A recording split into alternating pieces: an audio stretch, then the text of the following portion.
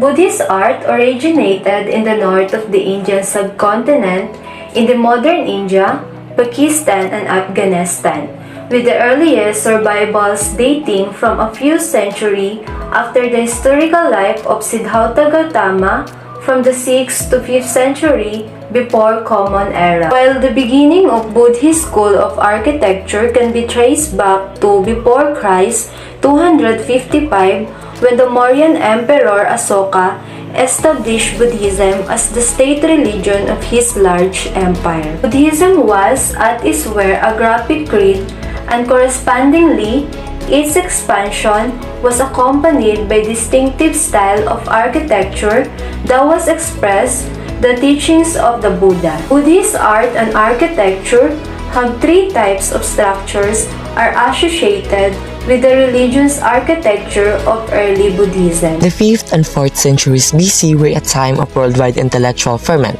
It was an age of great thinkers such as Socrates and Plato, Confucius and Laozi. In India, it was the age of the Buddha, after whose death a religion developed that eventually spread far beyond its homeland. Siddhartha.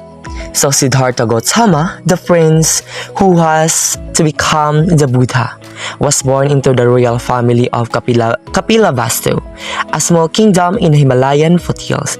His was a divine conception and miraculous birth, at which sages predicted that he would become a universal conqueror, either of the physical world or man's minds. It was the latter conquest that came to pass.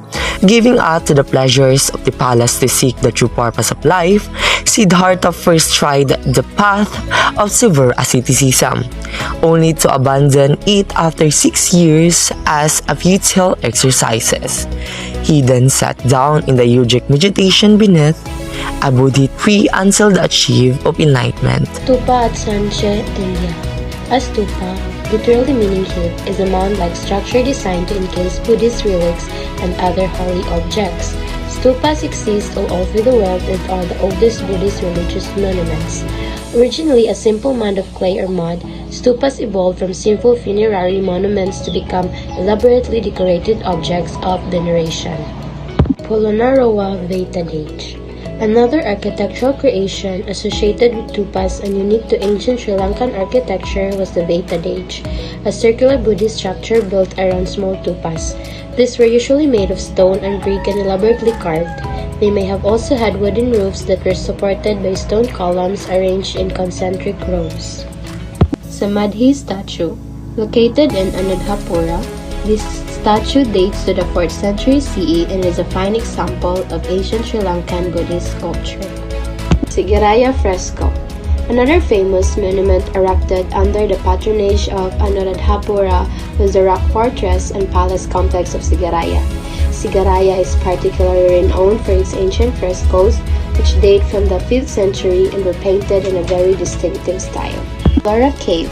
Similar to the Barabar and Hanta caves, the Ellora caves contain many frescoes, reliefs, and shrines, including carvings of the Buddha, Bodhisattvas, and saints. The last one is a Ahanta cave painting.